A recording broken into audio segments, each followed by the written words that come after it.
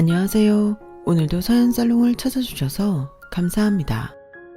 저는 한 번에 파혼 후 제 짝을 만나 신혼의 단꿈을 꾸고 있는 30대 여성입니다. 이제 결혼한 지 2년 차에 접어들었는데 너무나도 자상하고 따뜻한 시어머니를 볼 때면 저에겐 그리 유쾌한 기억은 아니지만 저절로 떠오르는 한 사람이 있어요. 아마도 제가 만난 사람 중에 최악의 인간을 꼽으라면 그 사람일 것 같은데 그 사람은 남편 전에 제가 결혼을 결심한 한 남자의 어머니셨죠. 그러니까 하마터면 제 시어머니가 될 뻔한 여자였어요. 만약 그 여자가 그렇게 최악의 인간이 아니었다면 저는 아마도 지금의 남편과 시어머니를 만나지 못했을 텐데요. 지금 와서 생각하니 그것도 참 소름 돋네요. 그만큼 지금 남편과 시어머님이 저와 저희 집에 엄청 잘해주시거든요. 그리고 이건 좀 안타까운 이야기가 될 수도 있는데 하필이면 제 시어머니가 될 그 최악의 여자의 아들, 그러니까 제 전남친은 참 선하고 좋은 남자였어요. 무엇보다 저를 굉장히 잘 챙겨줬는데 그만큼 제가 남친을 정말 많이 좋아했었죠. 그리고 그건 저뿐만이 아니었는데요. 저희 친정 부모님도 그 남자를 사위 삼고 싶어하며 마음에 들어 하셨어요. 하지만 그 남자에겐 자기 어머니라는 치명적인 단점이 있었고 저는 차마 그런 사람하고는 가족이 될 수 없어 마음은 아프지만 파혼을 결심할 수밖에 없었어요. 그래서 그 파혼 이야기를 이제서 한번 꺼내보려 이렇게 사연을 신청하게 되었는데요. 사실 이 이야기는 어쩌면 저보다 저희 엄마의 사이다 사연일지도 모르겠어요. 지금으로부터 한 7년 정도 전, 저와 그 남자는 회사 동료로 만났어요. 저랑 2살 차이였는데 입사 동기로 처음 만나 함께 수습 기간과 첫 프로젝트를 하면서 거의 매일 붙어 있다시피 그렇게 가깝게 지냈죠. 원래 회사에서 만나면 아래 위 2살 정도는 거의 친구잖아요. 그래서 그 남자와 저는 거의 여사친 남사친으로 서로를 편하게 대했는데 동병상련이라고 같이 흥하고 같이 깨지는 회사 생활 속에 어느새 서로에게 호감을 갖게 되었어요. 저는 원래 많이 덤벙거리는 스타일이라 실수가 많은 편이거든요. 그런데 그 남자는 저와 정반대로 참 꼼꼼했어요. 그리고 성격도 자상해서 제 덤벙거리는 단점을 고맙게도 많이 커버해 줬었는데 그러니 사회초년생인 제가 얼마나 그 남자가 고마웠겠냐고요. 그렇게 고마운 마음은 설렘으로 바뀌었고 설레임은 어느새 짝사랑으로 바뀌었는데 그 남자 역시 저를 좋아하면서 저희 둘은 누가 먼저랄 것도 없이 서로 직진, 그렇게 연인 사이가 되었어요. 저희 회사가 사내 연애를 못하게 하는 그런 분위기는 아니거든요. 오히려 신입사원 둘이 눈 맞았다고 엄청 놀리면서 좋아해 주셨는데 어쩌다 보니 저희들은 회사 공인 커플이 되었죠. 저는 원래 연애를 하면 자주 봐야 하는 스타일이거든요. 그런데 남친이 같은 회사, 그것도 같은 부서에 일을 하니 제가 얼마나 좋았게요. 매일매일이 저한테는 데이트나 다름없었어요. 그렇다고 제가 회사 일에 소홀히 했다거나 그런 건 아닌데 사내 연애를 하니 2마리 토끼를 동시에 잡을 수 있었던 건 사실이었죠. 게다가 남친 성격이 저보다 꼼꼼하니 저한테는 더할 나위 없는 일이었어요. 그렇게 3년이 되어 가니 남친 집에서 먼저 결혼 이야기가 나오더군요. 사실 남친은 저와 연애하는 동안 저희 집을 심심치 않게 방문해서 이미 저희 부모님과 가깝게 지내고 있었거든요. 그래서 내심 저도 결혼 생각을 하고 있었는데 남친 집에서 먼저 결혼 얘기가 나오니 잘 됐다고 생각했죠. 저희 부모님도 아주 흔쾌히 좋다고 하셨고요. 저한테는 당시 외국에서 타지 생활을 하는 남동생이 있었는데 저희 부모님은 막내기도 하고 남동생을 해외로 보내고 싶어 하지 않으셨어요. 하지만 동생이 하도 원하니 어쩔 수 없이 생이별을 할 수밖에 없었고 그 허전함을 생각지도 않게 남친이 채웠으니 저희 부모님이 결혼을 반대할 이유가 없었어요. 그때는 정말 제가 곧 남친이랑 결혼식을 올리는 줄 알았어요. 회사에서도 이미 저희 두 사람이 결혼한다고 소문이 파다하게 퍼졌고, 이젠 빼박이라고 생각하며 구체적인 결혼 계획을 세워가기 시작했는데, 저는 무엇보다 결혼은 양가 도움 없이 우리 둘의 힘으로 하는 게 맞다고 생각했어요. 부모님으로 독립해 새로운 가정을 이루는 건데 부모님한테 도움을 받는다는 게 모순처럼 느껴졌거든요. 그래서 남친한테 남들보다 작게 시작하더라도 그렇게 하고 싶다고 제 뜻을 전했는데, 남친은 제 말을 듣고 활짝 웃으며 저를 기특하다고 하더군요. 야, 어떻게 그런 생각을 다 했어? 요즘 여자들 뭐 하나라도 더 받고 싶어 안달이라고 하던데, 우리 보라는 역시 뭐가 달라도 다르네. 내 여자친구 진짜 멋있다. 그래, 우리 결혼은 우리 힘으로 하는 걸로 하자. 원래 신혼집은 좁을수록 좋대. 서로 꼭 붙어 있을 수 있잖아. 저는 남친의 말에 기분이 좋았어요. 사실 제가 그러고 싶다고 해도 남친 생각이 다르면 그것도 존중해야 하는 게 맞잖아요. 저렇게 흔쾌히 제 뜻을 따라주니 제가 너무 고마웠죠. 보통 결혼 준비하면서 많이 싸우고 급기야 파혼까지 한다고 하는데, 저는 우리만큼은 절대 그럴 일이 없다고 자신만만했어요. 하지만 문제는 항상 생각지 못한 곳에서 시작되는 법이고, 어느 날 갑자기 남친 집에서 저를 보자고 했는데요. 그건 단순한 초대나 인사 같은 게 아니었어요. 남친이 자기 집에 양가 도움 없이 우리끼리 집세 얻어서 시작하겠다고 말을 한 모양이었는데, 그 말을 듣고 그 어머니가 방방 뛰었다고 했거든요. 그러니까 저를 부르신 용건은 제 생각을 자기 뜻대로 바꾸기 위함이었죠. 그러니 당연하게 반갑지 않았어요. 이미 얼굴도 보기 전부터 마음이 상했죠. 하지만 저는 싫다고 하지 않았어요. 남친이랑 결혼은 꼭 하고 싶었으니까요. 그래서 저 또한 제 생각을 예비 시부모님께 잘 전달해 보리라 마음먹고 최대한 단정한 차림으로 남친의 집을 방문했는데요. 남친의 집은 그저 평범함 그 자체였어요. 30평대 조금은 연식이 있는 빌라였는데, 살림살이는 오래되어 보여도 깔끔하게 잘 정리되어 있어서 보기가 나쁘지 않더군요. 그래서 그때는 예비 시어머니가 엄청 검소하고 정리정돈을 잘 하시는구나 라고 생각했는데요. 남친 어머니가 입을 여는 그 순간부터 제 환상을 와장창 깨버렸어요. 속물도 그런 속물이 없었거든요. 어서 와요. 근데 생각했던 것보다 인물은 별로네. 우리 아들은 그래도 밖에 나가면 잘생겼다는 소리를 듣는데, 엄마가 딸이라고 낳고 많이 속상해 하셨겠어. 딸이 인물이 없어서. 네? 엄마 왜 그래? 보라 이쁘기만 한데 엄마는 괜히 그래.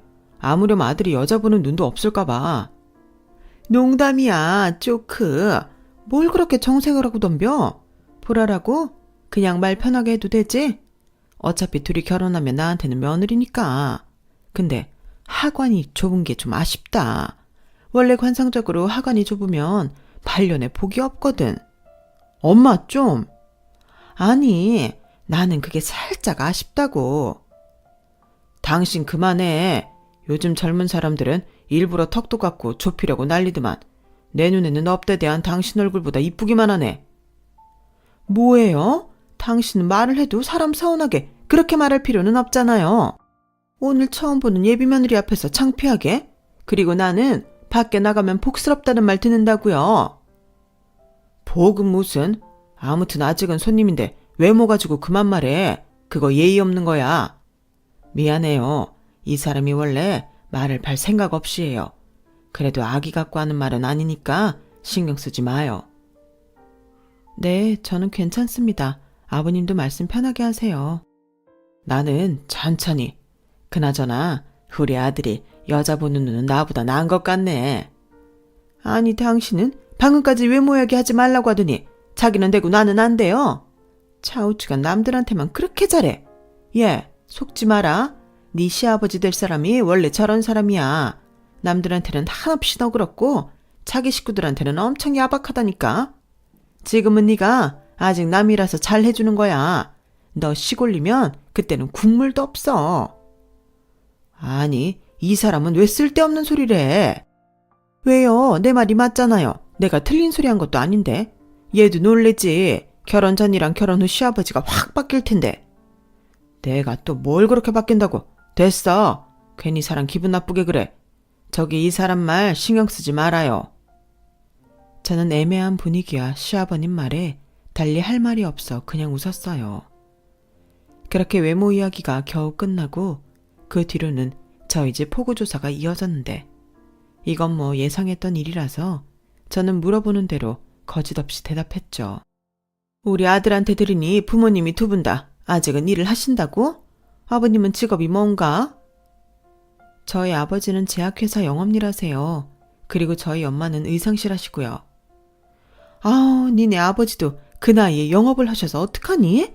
그리고 의상실? 뭐 옷 수선하고 리폼하는 그런 데 말하는 거야? 뭐 그런 것도 하시고 옷도 만드세요. 워낙 저희 엄마 솜씨가 좋으셔서 단골이 많으시거든요. 단골이 많아봤자 구멍가게지. 어쩜 두 분 다 적지도 않은 나이에 너무 힘든 일 하신다. 내가 다 안쓰럽네. 그래서 고생하는 부모 부담 덜어주려고 양가 지원 안 받겠다고 한 거야? 네? 그건 아닌데요. 저는 원래 결혼은 그렇게 하는 게 맞다고 생각해요. 결혼이 무슨 장사도 아닌데 누가 뭘 해줬고 얼마를 해주냐 따지는 것도 우스운 것 같거든요. 네 말도 일리가 없는 건 아니지. 근데 지금은 세상이 바뀌었잖아. 다른 사람들은 부모 지원 받을 수 있는 만큼 다 받고 결혼하는데 왜 너희만 맨 땅에 헤딩하려고 그러니? 네가 생각하는 그런 결혼은 나 때나 하는 거지. 요즘은 다들 집 한 채는 장만하고 시작하던데. 글쎄요. 뭐 좋은 집이면 대출 받아서 할 수도 있죠. 저랑 이 사람이 같이 버는데 그 정도는 할 수 있을 거라고 생각해요. 뭐? 대출? 얘가 큰일 날 소리 하네. 너 대출 받으면 그 빚 갚느라 10년, 20년은 허리가 휘는 거야. 그러지 말고 양가에서 조금씩이라도 받아라. 물론 내가 이렇게 말한다고 아주 큰 돈을 해줄 수는 없어. 상철이 얘 위로 형 있는 거 알지? 걔도 이제 곧 40이라서 장가 보내야 하거든. 그래서 많이는 못 해주고 1,000만 원 해줄게. 근데 넌 들어보니 집에서 장녀라고? 그럼 한 5천에서 1억 원 해주실 수도 있지 않나? 엄마, 무슨 그런 계산이 있어. 엄마는 1,000만 원 생각하면서 보라집에서 1억을 해달라고? 아니, 우리는 네가 차남이잖아. 근데 쟤는 장녀고. 그럼 첫 혼사일 텐데 생각하고 계신 금액이 있겠지? 설마 벌써 못 해준다고 그러시는 건 아니지? 아직 자세한 이야기는 하지 않았지만 저는 그렇게 받고 싶지 않아요. 그냥 제가 모은 돈이랑 상철 씨가 모은 돈에서 부족하면 대출을 받던 할게요. 꼬라지를 보니 집에 돈이 없구만. 내가 그럴 줄 알았지. 엄마, 아니라고. 보라집이 우리보다 훨씬 잘 살아. 내가 굳이 이런 말까지 하지 않으려고 했는데 보라네 부모님 능력이 있으셔. 사는 곳도 우리랑 비교도 안 된다니까. 아니, 뭐 얼마나 잘 살길래 비교가 안 된다고 그래? 무슨 펜트하우스에 살아? 그건 아니지만 강남 쪽에 40평대 대단지 아파트에 사신단 말이야. 엄마는 알지도 못하면서 제발 선은 넘지 마. 내가 어제까지 그렇게 부탁했잖아. 알았어. 귀에 딱지 않겠네. 네가 나한테 말을 안 해주는데 내가 어떻게 하냐? 그리고 보라, 너도 참 이상하다. 집이 그렇게 잘 사는데 왜 도움을 안 받겠다는 거야? 혹시 빚 좋은 개 살구니? 엄마! 저는 처음 보는 남친 어머니 모습에 그만 할 말을 잃고 말았어요. 기분이 너무 나빴거든요. 이건 뭐 예의도 없고 배려도 없는데 저런 사람이 내 남친의 엄마라니 너무 실망스럽더군요. 그리고 남친이 저를 보며 민망해하는 것도 솔직히 싫었는데요. 한편으로는 이해도 안 됐죠. 아니, 자기 아들이 자기를 저렇게 창피해하는데 왜 저 엄마는 그걸 모를까? 답답하기만 했어요. 그렇게 아주 잠시 어색한 공기 속에 침묵이 흘렀고 예비 시어머니는 화제를 돌리고 싶었던 건지 아니면 그것도 순서상 물어보려고 했던 건지 모르겠지만 갑자기 저희 부모님 학력을 물어보시더군요. 솔직히 요즘은 학교에서 부모님 최종 학력 안 물어보잖아요. 저는 예상치도 못한 질문에 살짝 당황했어요. 그도 그럴 게 저희 엄마의 최대 약점이 최종 학력이시거든요. 저희 엄마는 입학금이 없어서 고등학교에 가지도 못한 상처가 있으셨어요. 저희 외갓집도 지독한 남아선호 사상에 깃든 집이었는데 기집애를 뭐하러 가르치냐고 장남인 저희 외삼촌은 그 힘든 시기에도 대학원까지 보내셨고 딸들은 거의 가르치지 않으셨는데요. 그나마 저희 엄마는 단식 투쟁하고 난리를 쳐서 중학교까지는 나왔는데 다른 이모들은 초등학교도 겨우 나왔으니 말 다 했죠. 그래도 대학원 나온 삼촌들보다 저희 엄마와 이모들이 훨씬 잘 사는데요. 외할머니와 외할아버지는 아들, 딸 차별한 죄로 지금까지 딸들한테 도움도 못 받고 무능한 장남 뒷바라지까지 하며 힘들게 사세요. 그래서 저희 엄마한테는 학력이 남들한테 말하고 싶지 않은 비밀과도 같았는데 그 문제를 제가 턱하고 받으니 솔직히 난감하더라고요. 하지만 그렇다고 가족이 될 수도 있는데 거짓말을 할 수는 없었어요. 그래서 솔직하게 말했죠. 저희 아빠는 고등학교까지 나오셨고요. 저희 엄마는 중학교까지 나오셨어요. 뭐? 중학교? 어머나 세상에 중졸? 요즘 세상에도 중졸이 있니? 예비 시어머니는 뭐가 그렇게 놀라운 일이라고 큰 목소리로 정색까지 하시며 말하셨어요. 그리고는 자기가 더 낫다고 생각했는지 표정이 순간 변하셨는데 아마 그걸로 무슨 우월감 같은 걸 느끼신 것 같았는데 제 입장에선 당연히 별로였죠. 하지만 예비 시어머니는 제 기분 따위는 안중에도 없는지 다시금 신나서 떠들기 시작했어요. 나 참 기가 막혀서 우리 상철이 아빠는 전문대이긴 하지만 대졸이야. 나도 뭐 고등학교까지는 나왔지. 고등학교까지는 나와야 사랑굿이라는 건데 니네 외가도 정말 찢어지게 가난했나 보다. 그러니 지금까지 눈알 빠지게 바느질이나 하시는 거지.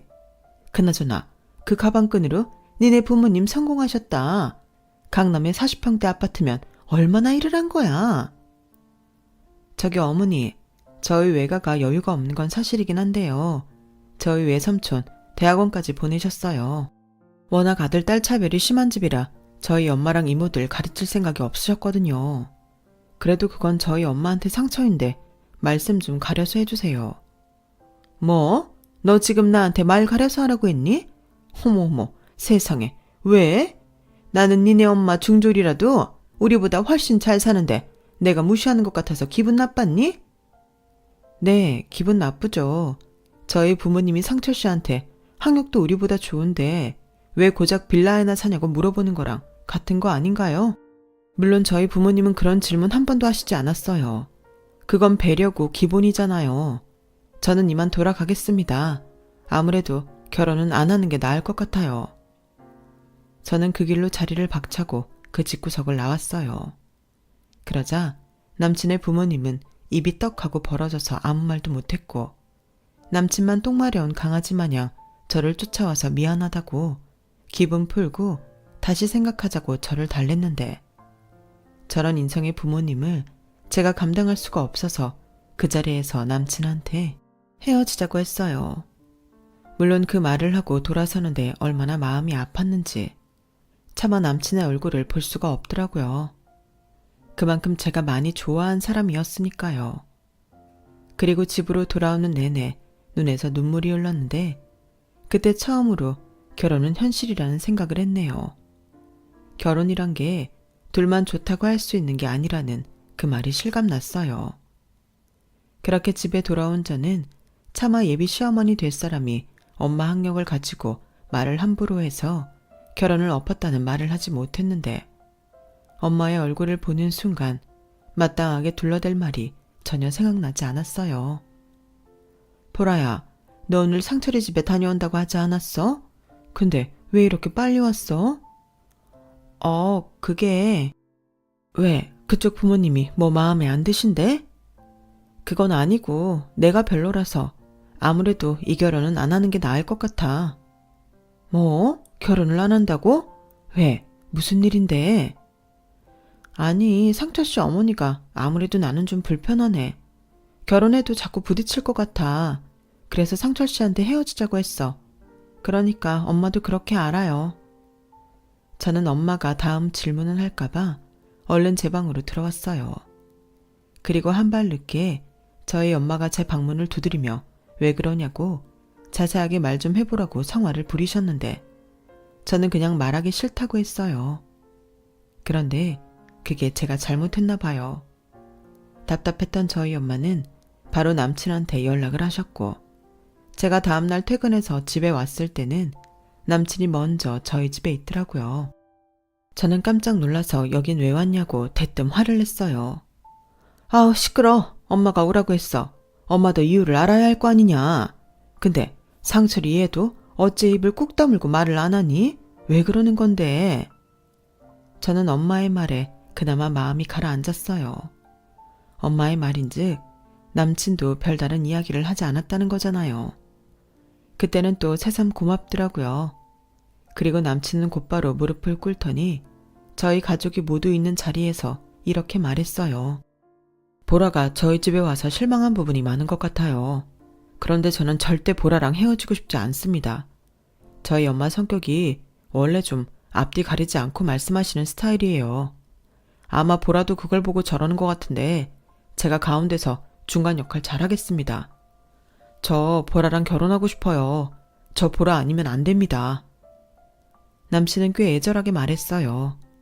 그러니 저희 부모님은 남친 편을 들기 시작했고 급기야 저희 아빠는 어떻게 세상 사람이 다 네 구미에 맞겠냐? 살면서 맞춰가는 것도 있는 거지. 나도 상철이 사위 삼고 싶다. 그러니까 괜히 유별 떨지 말고 이렇게 된 거 상견례에서 날 잡아. 라고 하셨는데 제 속만 탔죠. 거기에 저희 엄마도 거들어 그럼 자기가 예비 사돈을 한번 보면 어떻겠냐고 하는데 그 말에 제가 기겁을 하고 말았어요. 뭐? 엄마가 상철씨 어머니를 만난다고? 안 돼, 싫어. 왜? 엄마가 보면 더 정확하지. 그리고 나는 상철이랑 결혼하는 거지. 상철이 어머니랑 결혼하는 것도 아닌데 시어머니도 네 마음에 들어야 해. 좌우간 누굴 닮아서 까탈스러운지. 상철이 같은 남자가 또 어딨다고. 아니 왜들 그래. 이 집 자식은 나야. 내가 싫다는데 다른 이유가 필요해? 저는 답답해서 짜증 섞인 말로 대답했어요. 그러자 남친이 제 손을 잡고 간절하게 말하더군요. 보라야, 제발 내가 우리 결혼하면 명절 외에는 우리 집에 가자는 말도 안 할게. 내가 어제 우리 엄마한테도 엄청 뭐라고 했어. 이제 말 조심하신다고 나랑 약속했으니까 한 번만 믿어주라. 응, 보라야. 남친은 거의 울 것 같은 얼굴로 저한테 매달렸어요. 그리고 그 모습을 지켜보던 저희 부모님은 저를 계속 나쁜 사람으로 몰면서 저를 난처하게 만들더니 이내 제 의견과는 상관없이 상견례도 아닌 양가 어머니만 먼저 만나는 자리를 갖자고 하시더군요. 저는 싫다고 질색했어요. 하지만 저희 엄마는 당신이 꼭 남친의 어머니를 만나겠다는 의지가 강하셨고 남친은 그걸 기회라고 생각했는지 저에게 이번에는 절대 지난번 같은 일은 없을 거라며 호언장담을 했어요. 솔직히 아직 남친에게 미련이 있었기에 저도 마음이 흔들리더군요. 그래서 남친의 말을 믿어보고 싶었어요. 못 이기는 척 그 자리를 나가게 됐는데요. 그게 실수였죠. 그 삐뚤어진 사람이 어디 가나요? 우선 약속을 잡을 때부터 마치 저희 쪽이 제발 만나달라고 애원하는 것 마냥 남친 어머니는 튕겼는데 제가 그럼 없던 일로 하자고 선을 그으니 그제서야 마지못해 만날 날짜와 장소가 정해졌어요. 그런데 말이죠. 만날 장소가 어디였는 줄 아세요? 남친 어머니 당신의 동네에서 가장 가까운 곳으로 정해서 통보하셨는데 이걸 정말 가야 하나? 망설여졌어요. 이미 배려라는 건 모르는 양반인 건 알고 있었지만 또 그걸 그렇게 자각하게 되니 달라질 게 없을 것 같더라고요. 하지만 저희 엄마는 개의치 않았어요. 어디서 만나든 그게 무슨 상관이냐며 괜찮다고 기쁜 마음으로 나갈 채비를 하셨는데 저희 엄마가 의상실을 하시잖아요. 그래서 나름 당신이 손수 만든 옷 중에 가장 예쁜 옷으로 골라서 입으셨는데 저는 그때까지도 마음이 놓이지 않았죠. 그래서 한편으로는 이번 만남으로 전화위복이 되어 결혼까지 무사히 진행할 수 있었으면 하는 마음이 작은 불씨처럼 있었는데 막상 당일 만나기로 한 장소에 나가보니 정말로 남친한테 단단히 교육을 받고 나오신 건지 생각보다 분위기가 좋았어요. 나름 정말 조심을 하시는 건지 아니면 이번엔 저희 엄마도 계셔서 그러는 건지 말도 지난번처럼이 아닌 가려서 하는 느낌이 들더라고요. 그리고 저희 엄마가 입고 나온 옷을 유심히 보던 남친 어머니는 옷이 정말 고급지고 예쁘네요. 직접 만드신 거예요? 라고 저희 엄마한테 먼저 말을 거셨고 저희 엄마는 활짝 웃으시며 네, 제가 아끼는 옷이에요. 만든 지 꽤 됐는데 입고 나갈 자리가 없어서 아끼다가 오늘 입었네요. 라고 대답하셨는데 그 뒤 돌아온 남친 어머니의 말이 정말 확 깼어요. 아, 만든 지 좀 된 옷이구나. 어쩐지 좀 촌스럽다고 생각했어요. 근데 취향이실 수도 있어서 일부러 그 말은 안 했는데 다 이유가 있었네요. 옷이라는 게 저도 많이 사는데 워낙 유행이 빠르다 보니 제가 백화점을 끊을 수가 없어요. 네, 그건 그렇죠. 근데 뭐 저희 나이엔 그렇게 유행에 민감할 필요가 있나요? 내 몸에 잘 맞고 편하고 예쁘면 되죠. 저희 가게 단골분들도 그래서 저희 집 옷을 좋아하세요. 유행 안 타게 오래 입을 수 있다고 하시거든요.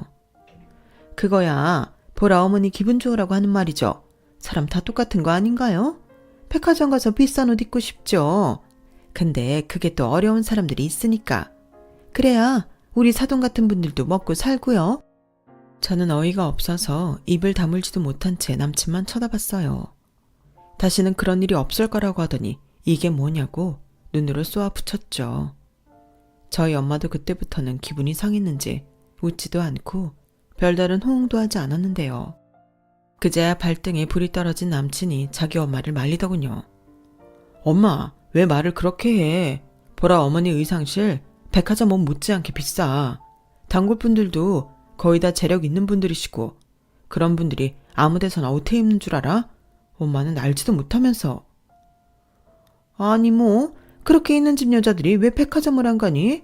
브랜드 옷이나 명품 옷이 널리고 널렸는데. 아무튼 제가 잘 모르고 말한 거니 괜히 마음에 담아두지 마세요. 제가 워낙에 솔직한 스타일이라 속마음을 이렇게 잘 못 감춰요. 보라 너도 오해하지 말고. 너 지난번에 그렇게 가서 내가 얼마나 놀랐는지 아니? 나 너 그렇게 가고 상철이한테 엄청 혼났어. 남친 어머니는 자기도 민망했는지 저희 모녀에게 어색하게 웃으면서 말했어요. 하지만 저와 저희 엄마는 웃지 못했죠. 그리고 저희 엄마가 저를 쳐다보셨는데요. 그제야 제가 왜 결혼을 안 하겠다고 하는 건지 알겠다는 그런 얼굴이더라고요. 그리고 그때 저희 엄마도 이 결혼은 안 하는 게 낫겠다고 생각했는지 결혼에 대한 그 어떤 이야기도 꺼내지 않고 자리를 마무리하려고 했는데 남친이 중간에서 애를 많이 쓰더라고요. 분위기도 바꿔보려고 되지도 않는 농담을 하고 오바도 하는데 제가 다 안쓰러웠어요. 그런데 남친 어머니는 분위기 파악도 못하시고 대뜸 돈 얘기를 꺼내시는 거예요. 그때 저희 엄마의 표정이란 저도 엄마 딸로서 살면서 그런 얼굴은 그때 처음 봤네요. 저기 듣자하니 사시는 것도 괜찮게 사시는 것 같은데 애들 뜻대로 결혼할 때 정말 돈 안 해주실 생각이세요? 글쎄요. 저도 마음 같아서는 다 해주고 싶은데 보라 생각이 워낙에 굳건해서. 아우 보라 제가 세상 물정을 몰라서 그래요. 요즘 그렇게 결혼하는 집이 어딨다고? 그럼 보라가 받겠다고 하면 얼마나 해주실 수 있는데요? 네, 글쎄요. 그건 아직 생각을 구체적으로 안 해봐서요. 그러는 그쪽에서는 얼마나 해줄 생각인지 제가 여쭤봐도 될까요? 우리야 뭐 하는 데까지는 하죠. 근데 상철이 위로 형이 있어서 저희 애들 아빠가 받을 유산이 좀 있긴 한데 그것도 뭐 저희 시아버님이 돌아가셔야 받을 수 있는 거니까. 그래서 구체적으로 얼마요? 저도 금액을 알아야 맞추니까요. 아, 저희는 일단 1,000만 원 생각해요. 그리고 애들 아빠 유산 받으면 그걸로 못 해준 거 해주면 되니까.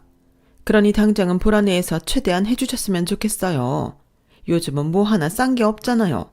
물가도 비싸고 금리도 오르고 대출 받으면 평생 돈 못 모으는 세상이잖아요. 그야 뭐 그렇죠. 그래도 애들 능력이 있으니까 저는 그것도 경험이라고 생각해요. 아, 자수성가하셔서 그런가? 말이 도통 통하질 않네. 네? 보라한테 들었거든요. 중졸이시라고. 그런데 지금은 좋은 집에 능력도 좋으시니까 다들 그렇게 노력하면 성공할 수 있을 거라고 생각하시는 거 아니세요? 그나저나 가방끈도 짧으신데 얼마나 고생이 많으셨어요. 나는 그 말 듣고 얼마나 놀랐는지 몰라요. 저는 순간 얼굴이 화끈거렸어요. 그리고 저희 엄마의 얼굴도 딱딱하게 굳어버렸는데요. 그걸로 남친 어머니는 자기가 기선제압을 했다고 생각했는지 급기야 실실 웃으시면서 비아냥거리기 시작했는데 정말 어른만 아니면 머리채라도 잡고 싶은 심정이었어요. 저는 다 이해해요. 우리 때는 먹고 살기 힘들 때니까 그럴 수 있죠. 못 배운 게 죄는 아니잖아요. 저도 사실 공부에는 그다지 취미가 없어서 중학교까지만 나오고 싶었는데 저희 친정에서 고등학교는 나와야 사람 구실 제대로 한다면서 하도 가라고 해서 억지로 갔어요. 그런데 그러면 뭐 하나요? 중졸이신 보라 어머니보다 제가 다 부끄럽네요. 저는 고등학교까지 나왔어도 밖에서 일은 못 하겠더라고요. 남편도 제가 어떻게 일을 하냐고 하도 잔소리를 해서요. 오죽하면 제 친구들이 저더러 공주마마로 부르는 거 있죠. 아무것도 할 줄 모른다고. 그래서 제가 상팔자라나 뭘 아나. 남친 어머니는 그렇게 자기 혼자 북치고 장구치며 여전히 분위기 파악 못하고 혼자 떠드셨어요. 옆에서 남친이 그런 엄마를 말려보는데도 그냥 가볍게 무시하시더라고요. 그래서 저는 더욱 마음을 굳혔어요. 저런 남친을 믿고 결혼했다가는 저만 힘들 게 뻔하다고 생각했죠. 제가 아무리 좋아하고 사랑해도 그건 극복할 자신이 없었어요. 오히려 그래서 더 실망하고 마음 상할 일만 있을 것 같더라고요. 그리고 한 번도 아니, 2번, 그것도 저희 엄마 앞에서 똑같은 말을 하는 남친의 어머니, 아니, 그 아줌마를 저는 용서할 수 없었는데요. 그래서 저도 이에는 이, 눈에는 눈, 정색을 하고 이렇게 말했어요. 저기, 지난번에도 그러셨는데 왜 자꾸 저희 엄마 학력 얘기로 비아냥거리세요? 어른이시잖아요. 요즘은 어린 애들도 안 그래요. 집마다 사정이 있고 상처인 게 뻔한데 그게 그렇게 재미있으세요? 제가 지난번에도 말씀드렸죠? 말씀 가려서 하시라고요. 입장 바꿔놓고 그런 말 하시는 거 다 의도가 있는 거잖아요. 사람 기분 나쁘라고. 그것도 면전에서. 저는 그렇게 세상 기분 나쁜 얼굴로 말했어요. 결혼이고 뭐고 어차피 할 마음도 없었고 이렇게 저와 저희 엄마에게 상처 주는 그 아줌마한테 제대로 따지고 싶었어요. 그러자 그 아줌마는 순간 움찔했는지 헛기침을 몇 번 하고는 아니 그냥 말이 나오다 보니까 그런 거지. 내가 무슨 의도가 있다고 그러니? 나는 아까도 말했지만 전혀 상관하지 않아. 뭐 학력이 대수니? 지금 잘 사는 게 중요하지. 그래도 굳이 따지면 우리 쪽은 애 아빠가 대졸이고 나는 고졸인데 수준 차이가 날까봐 살짝 우려한 거야. 그러니까 제 말 오해하지 마시고 상처받지 마세요. 중졸이면 어떻고 초졸이면 어떻습니까, 보라 어머니? 안 그래요? 네, 저도 제가 중졸이라는 거 아무렇지 않습니다. 상철의 어머니 말씀처럼 지금 이렇게 잘 사는데 그게 뭐가 중요해요? 그런데 말씀을 참 헷갈리게 하십니다. 저한테 말이 안 통한다고 하셨는데 저도 그렇게 느껴지네요. 고등학교까지 나오신 분이 왜 말을 제대로 못하세요? 말이라는 건 내 생각과 의사를 정확하게 전달하는 거 아닌가요? 근데 상철의 어머니 말씀은 들어도 무슨 말인지 모르겠어요. 그래서 좋다는 건지 싫다는 건지 좀 명확하게 해주셨으면 좋겠네요. 네, 나는 최대한 돌려서 말하느라 그런 거죠. 또 남들이 알면 쑥은될 일이기도 하고요.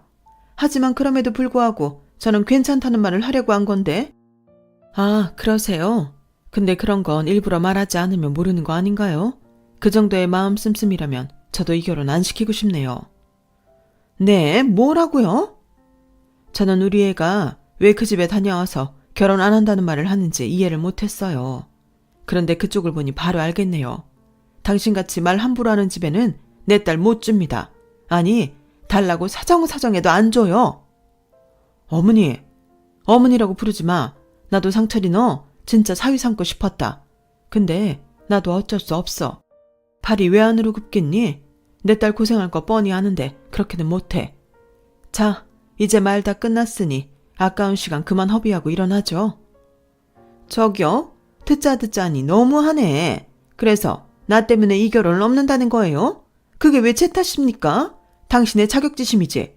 저는 괜찮다고 했어요. 다만 제가 이렇게 이해해드리니 애들 좀 능력껏 도와달라는 건데. 아줌마, 말 자꾸 그렇게 하실 거예요? 저희 엄마가 왜 자격지심을 느껴요? 자격지심은 아줌마가 느끼는 거죠. 솔직히 중졸이라고 저희 엄마 무시하고 싶으신 거잖아요. 쥐뿔도 없으면서. 뭐야? 저기 어디 어른 앞에서 말을? 저는 그때 그 아줌마의 밑바닥을 다 봤어요. 순간 당신분에 못 이겨 손이 위로 올라갔다가 멈칫했거든요. 그걸 보고 남친이 기겁하면서 말렸는데 그때 모든 게 끝이 났어요. 남친도 그제서야 자기랑 제가 결혼할 수 없다는 걸 알겠다는 얼굴을 하더라고요. 그 아줌마만 빼고요. 그 아줌마는 결혼도 못하는 마당이라고 생각했는지 자기 바닥을 전부 다 저희에게 보여줬어요. 중졸인 주제에 바느질이나 하는 주제에 자기들보다 조금 잘 산다고 기고만장하다며 폭삭 망해버리라는 등 저희 뒤에서 막말을 쏟아냈는데 상종하고 싶지 않아서 뒤도 돌아보지 않고 그 자리를 벗어났어요. 그리고 집에 오는데 저희 엄마는 한마디도 하지 않으셨어요. 얼굴이 참 복잡해 보였는데 제가 정말 죄송했죠. 그런데 저희 엄마는 오히려 제 손을 꼭 잡아주시면서 진작 말을 하지 그랬냐고 하시는데 울컥 눈물이 났어요. 그러자 제 눈물을 닦아주면서 저런 집은 시집가면 안 돼. 결혼하기 전에 미리 알아서 다행이다. 역시 우리 딸이 현명하네. 엄마가 괜히 나서서 이런 꼴을 봤다. 엄마가 미안해. 라고 하시는데 그때는 정말 마음이 찢어지는 것 같았어요. 그리고 회사에서도 불편한 게 하나둘이 아니었는데 이미 결혼한다고 소문이 다 난 판국이라서 무슨 연예인도 아닌데 얼굴을 제대로 들고 다닐 수가 없더라고요. 그렇다고 저도 이제 전남친이 된 그 사람도 무턱대고 회사를 그만둘 수 없으니 서로 얼굴 보는 것도 고문이었어요. 거기에 전남친이 다른 여자를 만난다는 얘기가 돌고 돌아 제 귀에도 들어오는데 이게 참 기분이 나쁘더라고요. 그 남자가 다른 여자를 만난다는 사실에 기분이 나쁜 게 아니라 사람들이 무슨 가십거리라도 되는 듯 수근거리는 게 기분이 나빴어요. 그래서 제가 과감하게 사표를 냈죠. 그 남자는 집사장도 있고 그 회사도 진짜 어렵게 들어온 회사라며 자기는 이 회사에 뼈를 묻겠다고 했었는데 중이 저리 싫으면 어쩔 수 없잖아요. 그렇게 저는 퇴사를 하고 몇 달은 마음을 추스리며 재충전의 시간을 보냈어요. 가족들과 시간도 보내고 혼자 여행도 다녀오고 미래에 대한 고민도 하면서 나름 시간을 알차게 쓰려고 노력했는데 그렇게 몇 군데 다시 이력서를 넣다 보니 꽤 많은 회사에서 연락이 오더군요. 그래서 저는 이번 기회로 몸값도 올리고 조금 더 나은 회사를 찾으려 했는데요. 그렇게 이직한 회사가 지금까지도 잘 다니고 있는 회사예요. 경력자 지원으로 연봉도 무려 3천만 원이나 올랐고 새로 시도하는 일에 푹 일에만 집중하는 시간들을 보냈죠.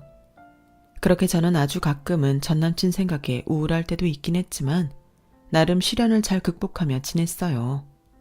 그러다 해외에서 타국살이를 하던 제 동생이 귀국을 하고 싶다고 하더군요. 저희 부모님은 뛸 듯이 기뻐했어요. 그리고 내친 김에 저희 엄마는 아파트 생활을 청산하고 주택살이를 하고 싶다고 하셨는데요. 알고 보니 저희 엄마가 동생이 귀국하면 살고 싶어서 주택들을 보고 있었다고 하셨어요. 그래도 아파트에 살다가 주택에 살면 불편한 점이 한둘이 아닐 것 같아서 제가 걱정을 많이 했는데 저희 엄마가 워낙에 한다고 하면 하는 성격이거든요. 그리고 저희 아빠도 그건 저희 엄마가 하고 싶으면 의견을 따르시는 분이라 어느새 저희 집 매매와 동시에 집 리모델링 및 인테리어 등을 하기 시작했고 그 과정을 보니 어느새 저도 걱정보다는 집이 어떻게 완성될지 설레어하며 이삿날을 기다리게 되더군요. 아무래도 저희 부모님 나이가 있다 보니 그 집을 마지막 집이라고 생각하시는 것 같았어요. 그래서 마당 조경까지 정말 인테리어에 돈을 아낌없이 투자했는데 그러다 보니 어느새 집은 무슨 재벌들이 사는 대저택이 되어 있더군요. 엄마, 근데 집은 너무 좋은데 이 넓은 집을 엄마 혼자 치우고 관리하고 가능하겠어? 다른 건 몰라도 이 마당은 어떡해? 잡초 같은 거 뽑아야 하잖아. 그야 필요하면 사람도 써야겠지. 왜? 내가 너 시킬까봐 걱정이야? 그렇게 걱정이 되면 좋은 남자 만나서 얼른 시집가. 치, 엄마는 괜히 그런다. 나도 여기서 엄마랑 천년만년 살 거야. 저는 농담처럼 그렇게 말했어요. 그때 당시는 만나는 사람도 없었고 결혼 생각도 딱히 없어서 여차하면 정말 그럴 수 있다고 생각했거든요. 그리고 이사를 하고 반년 정도가 지날 무렵 예상치 못한 문제가 있었어요. 저희 엄마가 매일 앉아서 손 쓰는 일을 하다 보니 허리며 손목이며 탈이 나기 시작했죠. 원래도 문제가 있었는데 계속 일을 하다 보니 급기야 수술까지 받게 되셨어요. 그래서 저희 남매와 아빠는 조금이라도 엄마가 편했으면 했고 그렇게 처음으로 도우미 아주머니를 부르자고 했는데요. 뭐? 나는 싫어. 내 집 살림을 왜 남한테 맡겨? 왜긴 엄마가 힘들어서 그렇지. 그게 싫으면 엄마가 의상실 일을 그만두던가. 이젠 나도 제법 버니까 생활비 낼게. 네가 그거 낸다고 내가 버는 걸 그만두니? 그리고 이미 단골들 때문에 일을 줄일 수는 있어도 그만둘 수는 없어. 그럼 얘기 끝났네. 엄마는 힘들고 집 살림이랑 관리해줄 사람은 필요하고 대신 좀 비싸게 쓰더라도 일 잘하시고 좋은 이모님으로 알아보면 되지. 저희 엄마는 사실 끝까지 내켜하지 않으셨어요. 하지만 수술 뒤 간단한 설거지도 서 있는 것이 힘들었던 엄마는 어쩔 수 없이 사람을 부르는데 동의할 수밖에 없었는데요. 대신 엄마 마음에 드는 사람을 구해야 해서 그 기간이 정말 길었어요. 이모님 한 분 뽑는 것도 이렇게 어렵다는 걸 그때 저와 엄마는 알았어요. 그렇게 20명 넘게 면접을 보고도 좋은 이모님을 찾지 못하고 있었는데 그러던 어느 날, 그날은 저도 오랜만에 월차를 쓰고 엄마와 시간을 보내기로 한 날이었는데 경력직 이모님이 면접을 보러 오신다고 하더라고요. 이번에 오시는 분은 10년 넘게 이쪽 일을 하셨대. 주로 부자 동네 위주로만 일을 하는 분이라고 하시는데 손 빠르고 일 잘한다고 소장님이 적극 추천을 하네. 뭐야, 그럼 진작에 그분 보내주시지. 그분이 워낙 돈을 많이 달라고 하나 봐. 괜히 부자 동네 위주로만 일을 하겠어. 그래서 말 안 하다가 이번에 하시더라고. 엄마는 일만 잘하면 원하는 대로 맞춰준다고 했지. 잘했어. 빨리 아줌마 구해서 엄마 좀 쉬었으면 좋겠다. 저는 그렇게 그날 면접 보러 오시는 분은 저희 엄마 마음에 쏙 들길 바랬어요. 그리고 이윽고 약속 시간이 되었고 정확한 시간에 초인종이 울렸는데요. 제가 인터폰을 확인하니 얼굴이 낯이 익더라고요. 하지만 확실한 건 아니니 일단 문을 열었는데 맙소사, 면접 보러 온 가사도우미는 전남친의 어머니인 그 아줌마더라고요. 저는 순간 깜짝 놀랐어요. 하지만 그 아줌마는 제 얼굴을 확인하지 못하고 집 구석구석을 살펴보며 들어오는데 입으로 안녕하세요. 가사도우미 면접 보러 왔습니다. 라고 하더라고요. 공주마마라고 할 땐 언제고 저는 기가 찼어요. 그리고 뒤늦게 주방에서 나온 저희 엄마도 깜짝 놀라 아무 말도 못하셨는데 그 아줌마가 저희 쪽을 바라봤고 자기도 놀랐는지 멈칫했어요. 그리고는 어머, 내 정신 좀 봐. 효승이의 집을 간다는 게 다른 데를 왔네. 죄송해요. 라고 거짓말을 하는데 그때는 너무 웃겼어요. 자기 입으로 면접 보러 왔다고 했잖아요. 그래서 제가 웃으며 말했죠. 에이, 아까 면접 보러 오셨다고 하셨잖아요. 그러지 마시고 들어오셔서 면접 보세요. 아니, 나는 집을 잘못 왔다니까. 사람을 뭘로 보고? 저기 상철이 어머님, 그러지 마시고 이왕 오신 거 차나 한잔하고 가세요. 제가 면접 보러 오신다고 해서 지난번에 중국 갔을 때 사온 보이차 끓여놨거든요. 그거라도 한잔 하고 가세요. 그렇게 저희 엄마는 최대한 정중하게 말씀하셨어요. 그러자 자기도 민망한지 쭈뼛쭈뼛 저희 집 거실로 가서 소파에 앉았는데 그래도 눈은 정직한지 새로 한 리모델링과 인테리어에 놀란 듯 입이 저절로 벌어지더라고요. 하기사 저희 엄마와 아빠가 엄청 신경 쓰셨거든요.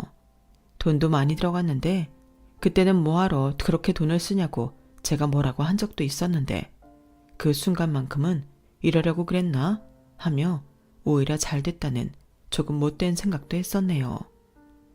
아무튼 그렇게 가시방석에 앉은 듯 그 아줌마는 저희 엄마가 내어준 보이차를 홀짝이며 눈을 이리 굴렸다 저리 굴렸다 했는데 저희 엄마가 여유로운 얼굴로 입을 떼기 시작했어요.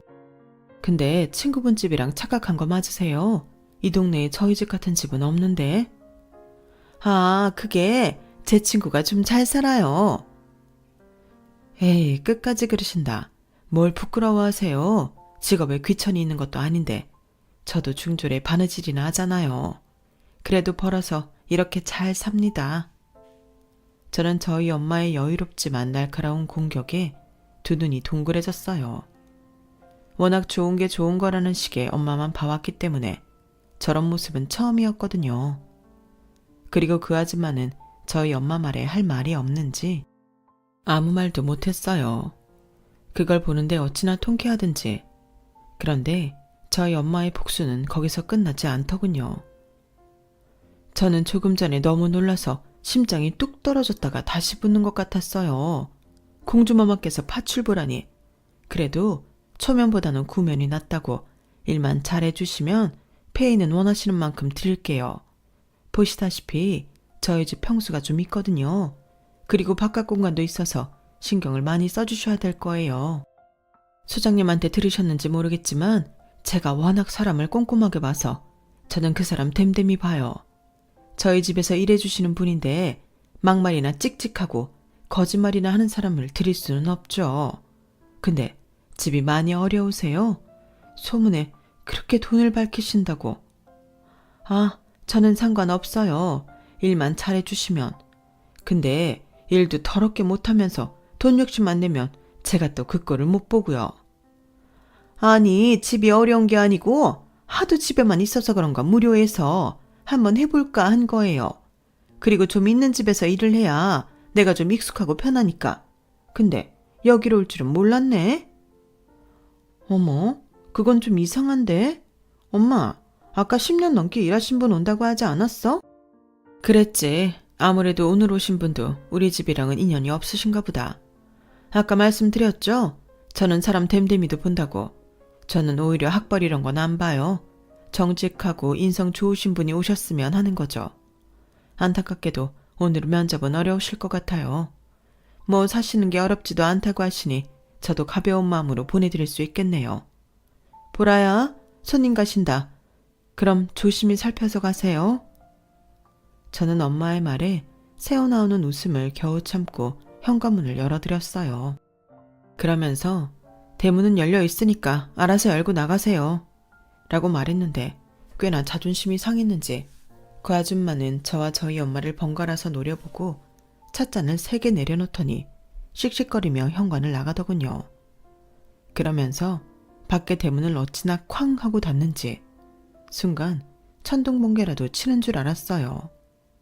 그리고 그 소리를 듣고 저와 저희 엄마는 뒤늦게 한참을 웃었는데요.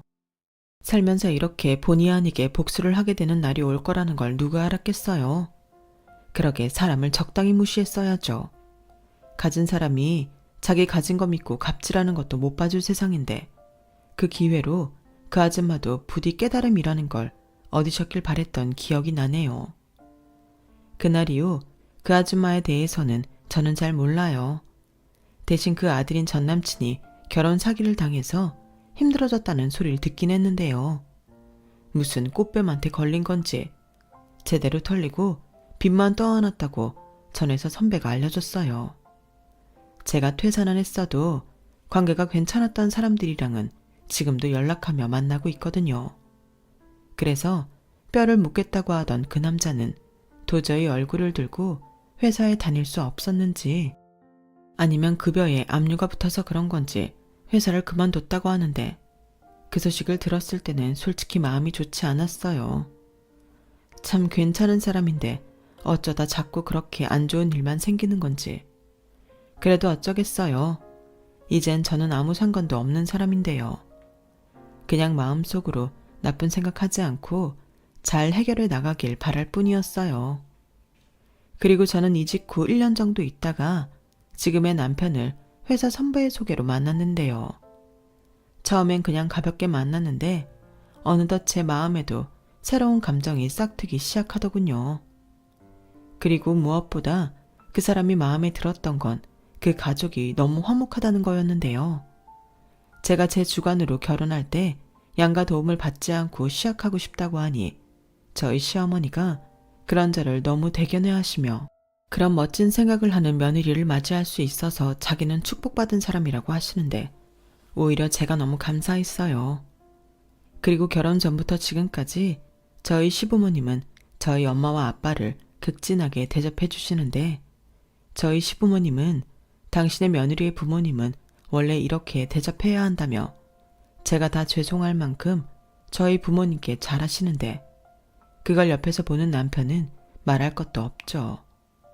상황이 그렇다 보니 저도 저희 가족도 남편과 시부모님께는 무조건 작은 거라도 더 잘하려고 노력하는데 이렇게 좋은 마음을 주고받으니 저희 시부모님과 저희 친정 부모님은 저희 없이도 여행도 다니시고 저녁에는 모이셔서 식사도 하시는 등 친구처럼 지내세요. 저는 솔직히 사돈지간에 그렇게 지낼 수 있다고는 생각하지 못했거든요. 그런데 너무 잘 지내시는 양가 부모님을 보면 제가 너무 감사한데요. 아마도 이건 모두 시어머니 때문인 것 같았어요. 저희 시어머니는 누구와 다르게 참 인자하시고 남한테 베푸는 걸 정말 좋아하시거든요. 그래서 자선사업도 많이 하시고 봉사활동도 많이 하시는데 언제부터인가 저희 엄마도 시어머니와 함께 사업 참여도 하시고 봉사활동도 시작하셨어요. 그러면서 저희 엄마가 저한테 그러셨는데요. 니네 시어머니랑 같이 있으면 그 선한 기운이 나한테도 오는 것 같아. 같은 여자지만 니네 시어머님 정말 멋있으시다. 그래서 엄마도 뭐든 네 시어머니랑 같이 하고 싶어졌어. 근데 나보다도 니네 시어머니가 더 좋아하시는 거 있지? 세상에 어떻게 저런 사람이 다 있을까? 우리 딸은 복도 많아. 저는 엄마의 그 말에 얼마나 기뻤는지 몰라요. 예전을 떠올리면 상상도 할 수 없는 일이었으니까요. 그리고 저희 시어머니 자랑을 하나 더 하자면요.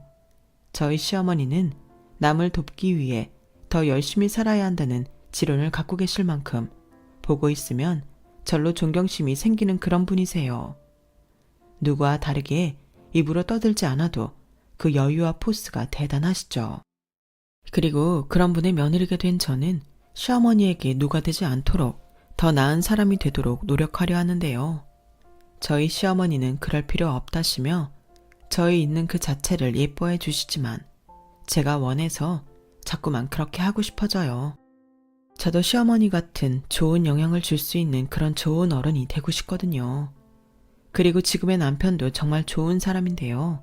언제나 저를 제일 우선해서 생각해주고 제가 좋아하는 건 하나도 빠짐없이 기억했다가 해주는 그런 선물 같은 사람인데 이쯤이면 파우는 어쩌면 저한테 최고의 선택이지 않았나 싶습니다.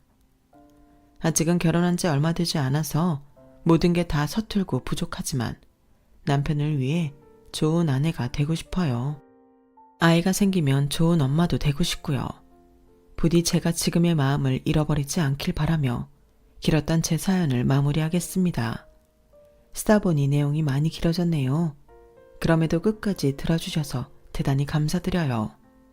내일 건강하시고요. 오늘 하루도 보람 있는 마무리 하시길 진심으로 바라겠습니다. 그럼 안녕히 계세요. 여러분, 사연 댓글에 응원과 현명한 조언 부탁드려요. 좋아요와 구독은 저에게 큰 힘이 됩니다. 오늘도 좋은 일 가득하세요.